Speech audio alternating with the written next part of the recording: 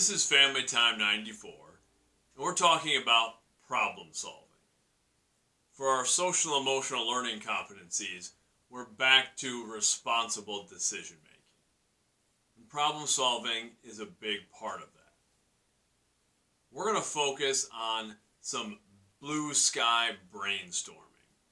It's not my term, it's a known way of coming up with ideas.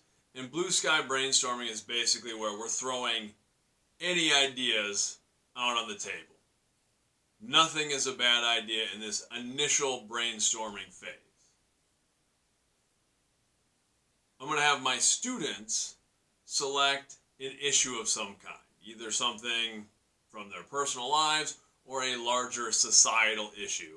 And I want them to just spitball ideas at possible solutions, possible ways to address this problem without any restraints. A lot of times we get older and we don't give ourselves the freedom to do that. We undercut ourselves. We think, well, this idea is dumb, or I'm going to look dumb if I say this, or it's just not going to work. It's not very practical. Some of the best ideas aren't very practical. And the blue sky brainstorming basically eliminates that. It takes us back to that stage we were in childhood, where we're just going to come up with ideas. We're going to troubleshoot. I love watching children figure out problems, because when they're initially learning something, they're just feeling it out. They're trying something, it doesn't work, so they try something else. That doesn't work, they try something else. And it's great. It's a beautiful, creative process. It's a really wonderful way to think through problems and to gain experience, as long as we can keep that childlike headspace, that beginner's mind, and not be frustrated when things don't go well. There's time for judging our initial ideas down the road, where we can say, okay, well, is this practical? Do we have the resources to pull this off? What might be some of the pushback? What might be some of the obstacles associated with this course of action? But we don't need to be in that mind space right away. The first thing to do is just start hammering out ideas. Is this a solution? Is this a solution? Is this a solution? And I want to get my students into that mindset. I see it all the time. I teach visual arts primarily, where students will, I want to create this picture, it's not looking the way that I want, I'm trying to create this project, I don't know how to put this together. It's a lot of problem solving. It's one of the things that I love about working in the visual arts. And there's a lot of times where we're just, well, let's try this, see if it works. Oh, no, that's not exactly what we're going for. Let's scrap that. Let's try something else. Or maybe we can try to save this. It's that feeling it out. If we practice that, we get better at it, because we gain experience. It's that troubadour style of learning anything. Then we're able to say, oh, I can draw on this past experience where I remembered I tried this and this and this, that didn't really work. I knew this worked better, so now I'm going to start there. That's going to be my beginning point, and then I can jump off of that. And we're also going to talk about considering the perspectives of others while we're problem solving. Because that is a very real consideration, especially as we are older and we're not children trying to just learn things for ourselves. We have to consider, if I'm part of a team, I'm part of a group, I'm part of just a friendship group, I'm part of a family. How do I make decisions? How do I problem solve and still be respectful and mindful of the other people who are going to be affected by my decisions. That can be tricky. I remember, this was years ago, at a teacher in-service, we did one of those personality assessment things.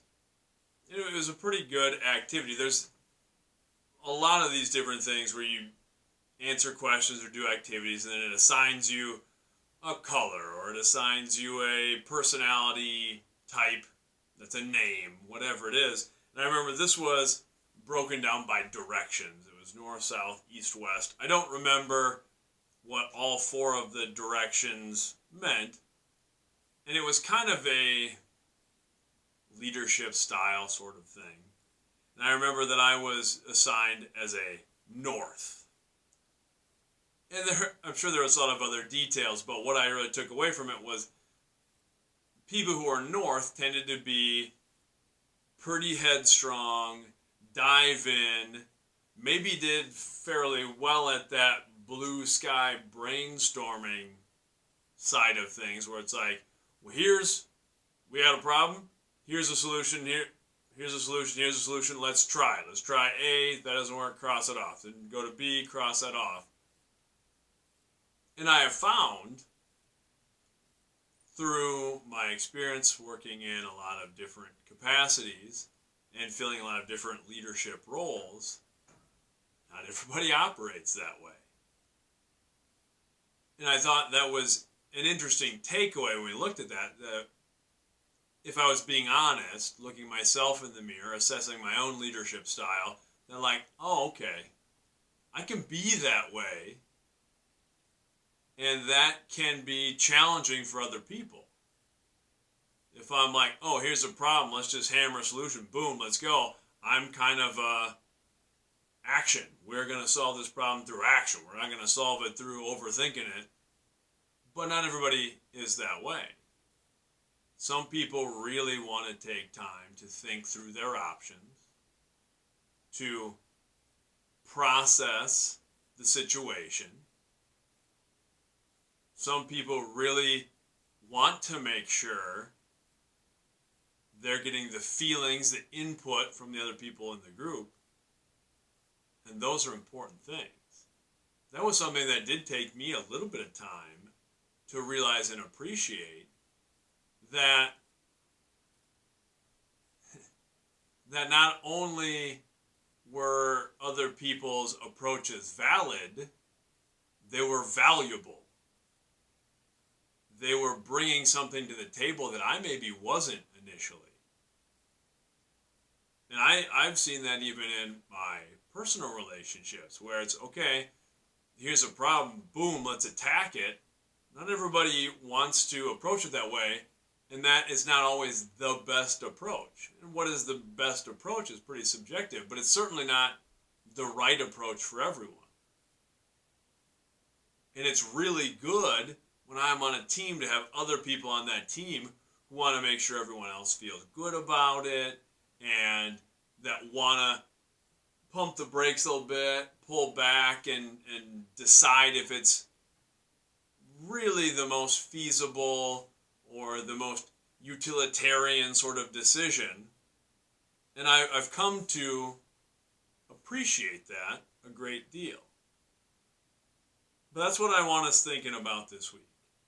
I want to spend a little time just brainstorming, just focusing on some issues. This is good practice. This is life.